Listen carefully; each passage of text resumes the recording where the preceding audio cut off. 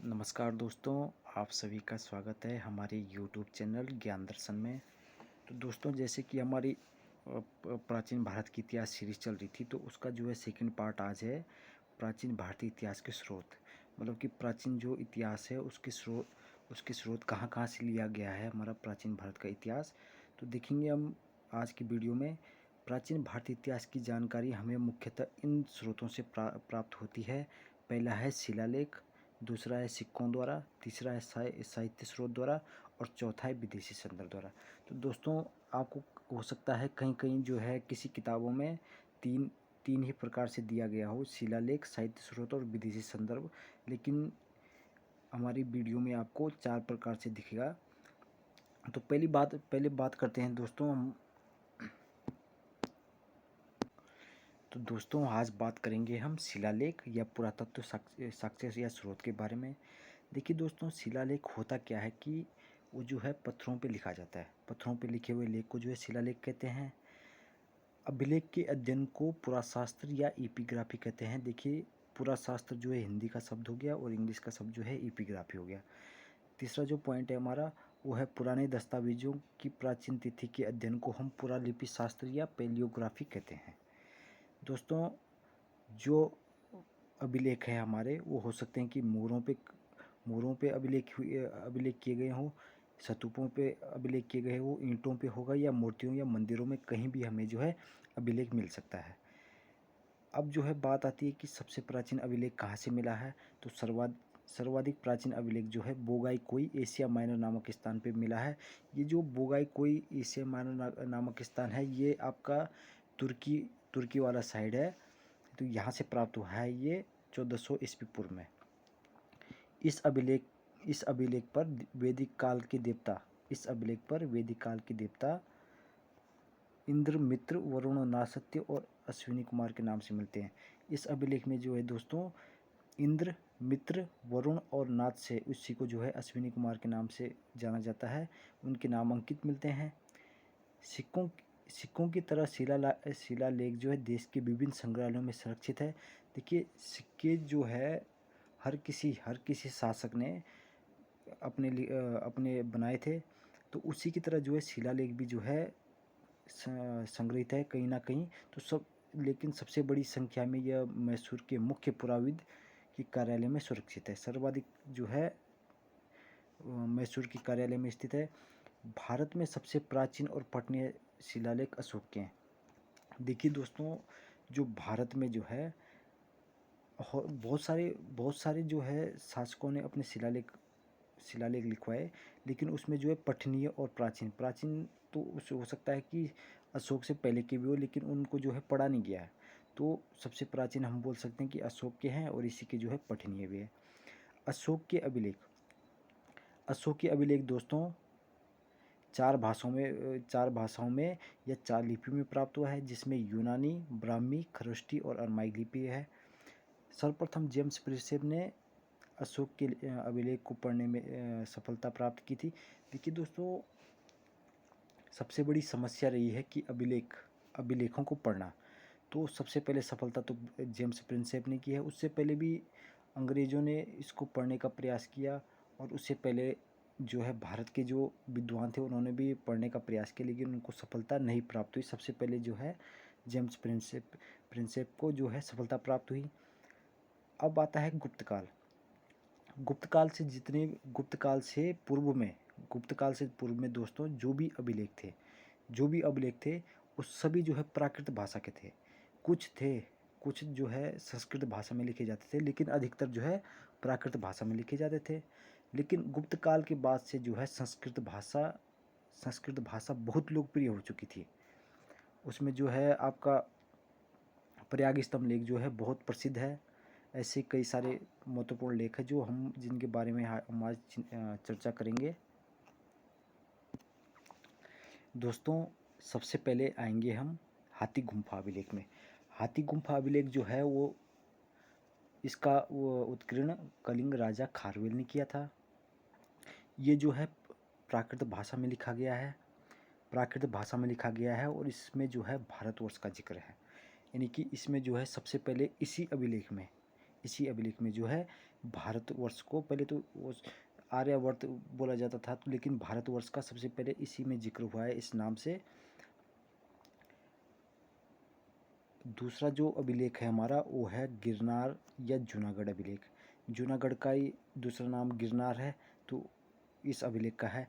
इसका निर्माण जो है रुद्रादमन ने किया था, और ये जो है संस्कृत भाषा में करवाया गया था। रुद्रादमन जो है वो संस्कृत का बहुत प्रेमी था, बहुत प्रेमी। तो उसने जो है संस्कृत में जो है इस अभिलेख का निर्माण करवाया था। इस अभिलेख में जो है सुदर्शन झील का सर्वप्रथम अभिलेख मिलता है। सुदर्शन झील का जो है उल्लेख सबसे पहले इसी अभिलेख में मिलता है। और दोस्तों दूसरी बात क्या है कि इस अभिलेख में जो है रुद्रादमन ने बिना कोई टैक्स के इसका जो पुनर्निर्माण करवाया। और इसके राज्यपाल सुविकास के निर्देश पर सुदर्शन बांध से भी बढ़िया एक दूसरा बांध बनाया, जो इससे भी 3 गुना बड़ा था। तो ये खासियत थी दोस्तों इस अभिलेख की। अब आते हैं इसके बाद दूसरे अभिलेख पे, जिसका नाम है नासिक अभिलेख। दोस्तों नासिक अभिलेख जो है गौतमी श्रीवल्ली ने, माफ़ करिए दोस्तों, ये जो है ये अभिलेख गौतमी बलश्री ने अंकित करवाया था। इसकी भाषा जो है प्राकृत और लिपि ब्राह्मी थी। इसमें नासिक अभिलेख में क्या है कि सातवाहनों की उत्पत्ति कहाँ से हुई, किस स्थान से हुई, तथा उसके प्रसिद्ध शासक सातवाहन शासकों का गौतमी पुत्र सतकर्णी की उपाधियों पर प्रकाश डालने वाले यह एक एकांकी लेख है। दोस्तों जो ये सातवाहन शासक थे, इनका जो है मात्र सत्तात्मक थे। देखिए इनका जो है सबसे पहले इनकी माताओं का नाम आता था गौतमी पुत्र, या कोई इनकी अन्य शासकों की माता हो, सबसे पहले उनका नाम आता था, इसके बाद उनका नाम आता है। इसके बाद आता है दोस्तों प्रयाग स्तंभ लेख जो है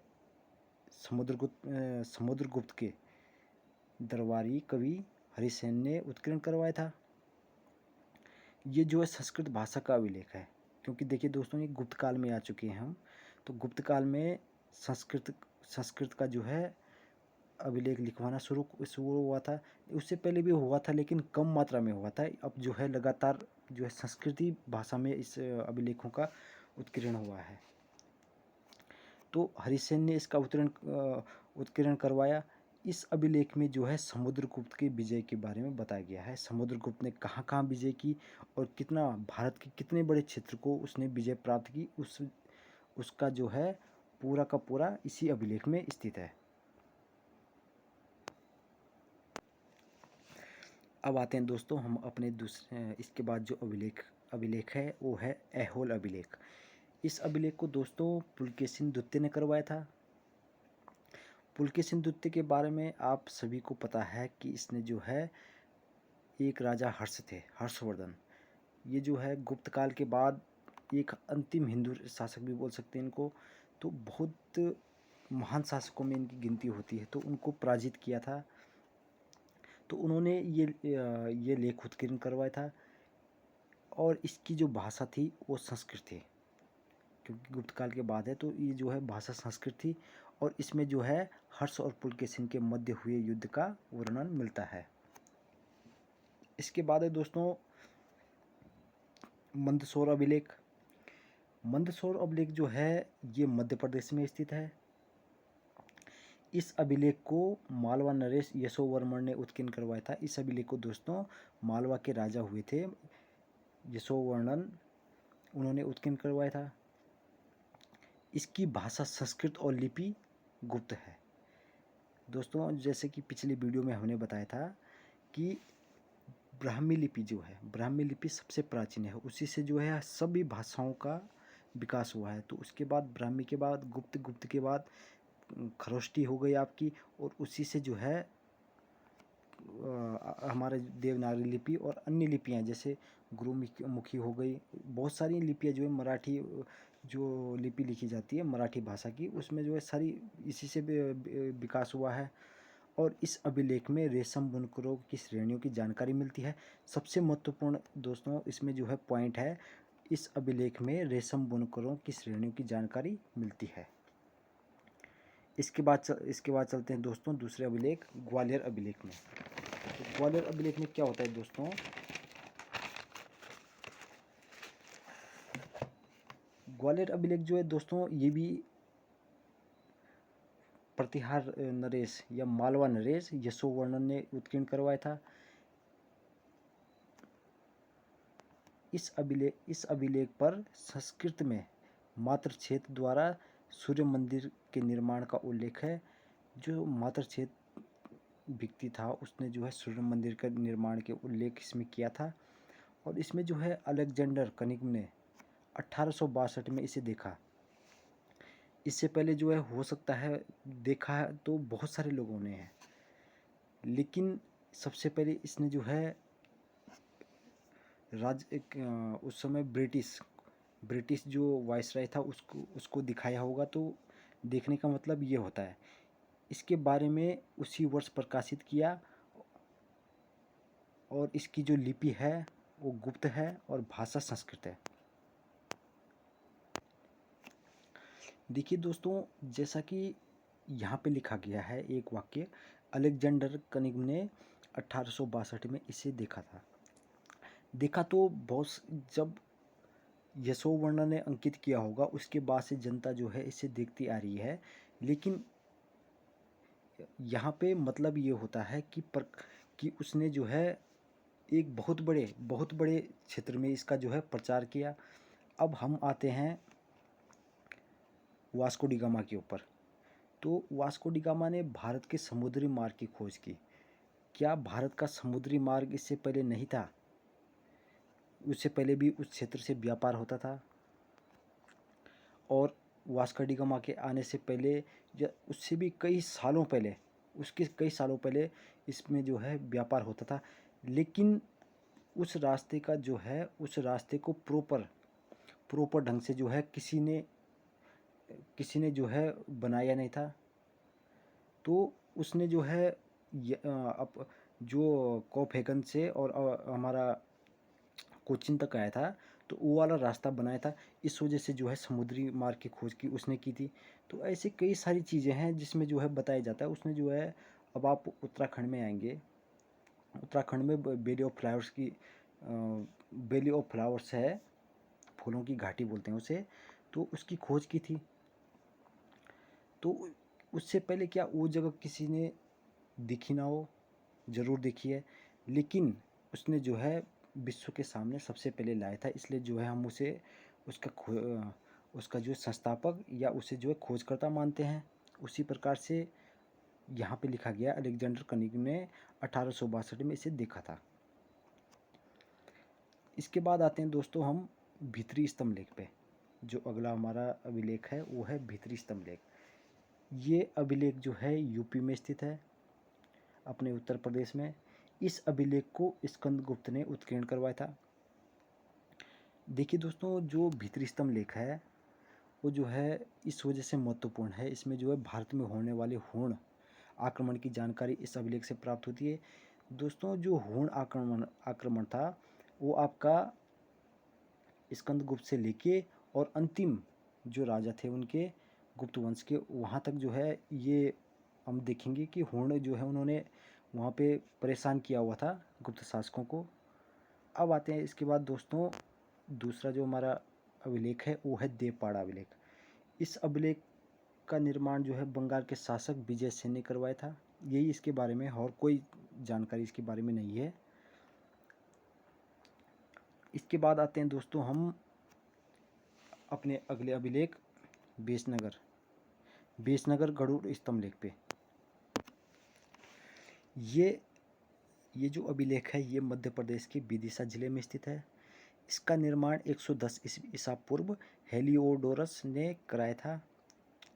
यह स्तंभ लोक भाषा में खाम बाबा के नाम से भी जाना जाता है। वहाँ के जो लोग हैं इस स्तंभ लेख को खाम बाबा के नाम से भी जानते हैं। इस स्तंभ पर पाली भाषा और ब्राह्मी लिपि में है। मध्य भारत में भागवत धर्म विकसित होने का प्रमाण इसी अभिलेख में मिलता है। इसमें जो है देखिए दोस्तों कि पेपरों में किस तरीके से क्वेश्चन बनेगा, तो ये यहाँ पे से यही बनेगा कि इसका निर्माण किसने किया था, विजयनगर गरुड़ स्तंभ लेख का, और इसका इसमें जो है किस बारे में लिखा गया है ये, तो ये जो है भागवत धर्म में मध्य भारत में भागवत धर्म विकसित होने का प्रमाण इसी लेख से मिलता है। अब आते हैं दोस्तों हम अगले जो अपने अभिलेख में, वो है सागौरा अभिलेख। ये जो है दोस्तों ये भी जो है यूपी के गोरखपुर में स्थित है। इस अभिलेख में ब्राह्मी लिपि तथा प्राकृत भाषा है। इस अभिलेख में जो है दोस्तों प्राकृत भाषा और ब्राह्मी लिपि में लिखा गया है। इसमें जो है दुर्भिक्ष की जानकारी मिलती है और अकाल के समय जनता के उपभोग के लिए अन्न के 3 कोष्ठागारों का बनाने का वर्णन मिलता है। मतलब कि जब जो है भारत में अकाल पड़ा तो किस तरीके से जो है अन्न को सुरक्षित रखा गया, तो 3 कोष्ठागारों का वर्णन इसमें है। तो ये तो थे दोस्तों हमारे अभिलेख। तो एक दो अभिलेख जो है और देख लेते हैं क्या है। दो तो आपका मास्की और गुजरा अभिलेख तो अशोक से संबंधित है, उसमें जो है आपको अशोकी का वर्णन मिलेगा। अब मास्की अभिलेख सबसे पहले हम देखते हैं दोस्तों मास्की अभिलेख। मास्की अभिलेख जो है ये जो है कर्नाटक में स्थित है। इसको जो है अशोक ने ही उत्कीर्ण करवाया था और इसमें जो है अशोक का नाम अशोक मिलता है, और जो अभिलेख होंगे या और जो किताबों में है वहाँ पे जो है अशोक का नाम प्रियदर्शी के नाम से आता है, लेकिन मास्की और गुजरा अभिलेख में जो है अशोक का नाम अशोक के नाम से आता है। अब जो है गुजरा अभिलेख में भी यही है, ये जो है कर्नाटक में स्थित है। इसका उत्कीर्ण जो है अशोक ने ही करवाया था। इस अभिलेख में अशोक का नाम अशोक मिलता है। अब आते हैं दोस्तों हम अपने जो है अंतिम अभिलेख जो हमारा आज की वीडियो का है, और जो है इसके बाद अगर कोई अभिलेख छूट जाता है तो दोस्तों कमेंट सेक्शन में ज़रूर कमेंट करें। तो इसके बाद जो आखिरी अभिलेख है वो है ऐरण अभिलेख। ऐरण अभिलेख जो है प्रसिद्ध इसलिए है कि इसमें जो है सती प्रथा का साक्ष्य मिला है। तो ये अभिलेख जो है भानुगुप्त ने उत्कीर्ण करवाया था, और ये जो है सती प्रथा से संबंधित पहला लिखित साक्ष्य है। इससे पहले जो है हमें पता नहीं था कि सती प्रथा होती थी या नहीं होती थी। इसके बाद से शुरू हुई, क्योंकि लिखित साक्ष्य इसी में है। और इसके बाद जो एक दो पॉइंट है, गुप्त काल तथा इसके बाद पाए गए अभिलेख अधिकतर संस्कृत भाषा में पाए जाते हैं। देखिए दोस्तों कि पहले भी हमने बताया फर्स्ट में कि जो गुप्त काल है इसके जो पहले के अभिलेख है वो ज़्यादातर प्राकृत या पाली भाषा के हैं, लेकिन जो गुप्त काल के बाद के अभिलेख हैं वो जो है संस्कृत भाषा के हैं। और इसके बाद जो आखिरी पॉइंट है इस वीडियो का वो है कश्मीरी नवपाषाण पुरास्थल बुर्ज होम में गर्तावास या गड्ढा घर का साक्ष्य घर मिला है। इसमें उतरने के लिए सीढ़ियाँ होती थी।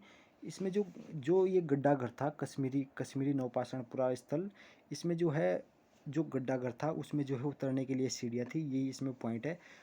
तो दोस्तों आज की वीडियो आप सभी को कैसी लगी है? अगर आपको अच्छी लगी है तो इसको जो है लाइक शेयर और सब्सक्राइब तो आप ज़रूर करिएगा और औरों तक भी पहुंचाइएगा। अगर कोई गलती रह जाती है या फिर कोई चीज़ें मिस हो जाती है यहाँ से, तो आप जो है कमेंट सेक्शन में अपनी राय ज़रूर दें। धन्यवाद।